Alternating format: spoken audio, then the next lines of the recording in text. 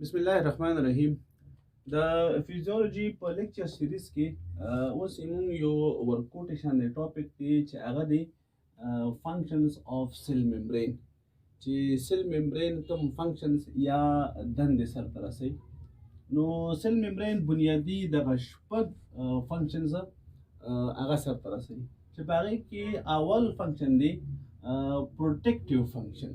پروټیکټیو فنکشن نه مراد حفاظت کوونکی فنکشن.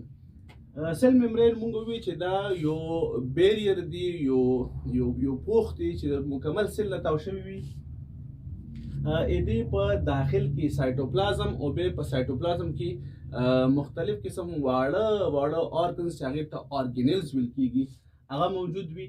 نو سیل ممبرین دغه سایټوپلازم او په سایټوپلازم کې چې کوم ارګینلز موجود وي لکه فار ایگزامپل مایټوکانډریا، لایسوزوم، ګولجی اپریټس وغیره وغیره داسې نور ارګینلز هم موجود وي. دغې حفاظت یا پروټیکشن کوي. دویم نمبر د سیل ممبرین فنکشن هغه دی سلیکټیو پرمیبیلیټي. سلیکټیو پرمیبیلیټي نه مراد چې سلیکشن کول په هغه سیزونو کې چې یا سیل ته راننوځي یا د سیل نه بهر وځي.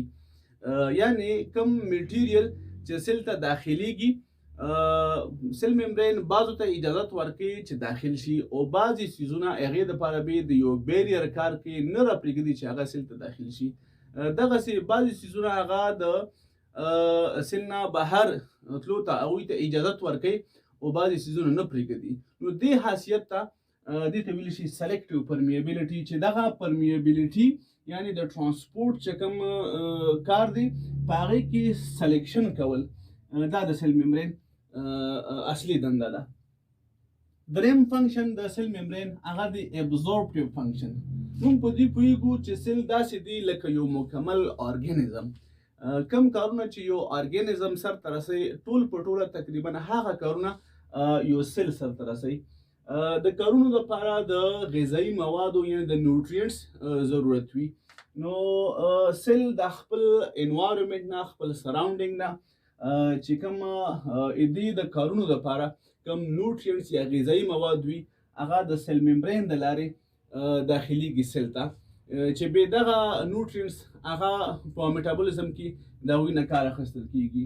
نو دغه نیوټرینټس جذب یعنی سیل ته داخلیدل هغه د سیل ممبرین د لارې صورت نیسي. څلورم فنکشن د سیل ممبرین هغه ایکسکریټري فنکشن دی. کله چې میټابولیزم وشي، د میټابولیزم په نتیجه کې چې کوم پروډکټس جوړ شي هغې ته موږ میټابولایټس وو، چې په دې کې بعضې میټابولایټ هغه ویسټ پروډکټس وي. نو دغه میټابولایټس یا ویسټس هغه پکار ده چې د سیل نه بهر ته ایکسکریټ شي یا خارج شي. دغه ایکسکریشن هغه د سیل ممبرین د لارې صورت نیسي. نو موږ وایو چې سیل ممبرین هغه ایکسکریټري فنکشن هم سرته رسوي.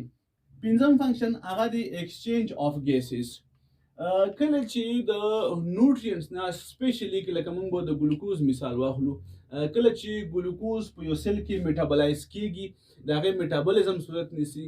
نو دغې نه ګلوکوز نه موږ انرژي لاسته راوړو. دغه انرژي د اکسیجن په شتون کې لاسته راځي، او کله چې انرژي د ګلوکوز نه ډیرایو شي وویستل شي نو په نتیجه کې کاربن ډای اکساید هم جوړیږي. نو دغه اکسیجن سیل ته داخلیدل او چې کله میټابولیزم وشي کاربن ډای اکساید جوړ شي هغه د سیل نه بهر خارجول، چې هغې ته موږ ایکسچینج اف ګیسز وایو، ځکه چې اکسیجن او کاربن ډای اکساید دا دواړه ګیسز دي. نو دغه ایکسچینج دا د سیل ممبرین د لارې صورت نیسي. شپږم فنکشن د سیل ممبرین هغه مینټیننس اف شیپ ان سایز اف سیل. دا چې دا یو دغه دی یو پوښ دی د سیل نه چارچاپیره موجود دی. نو سیل ممبرین په وجه باندې د یو سیل سایز او د یو سیل چې کوم شیپ دی د هغې تعیین کېږي.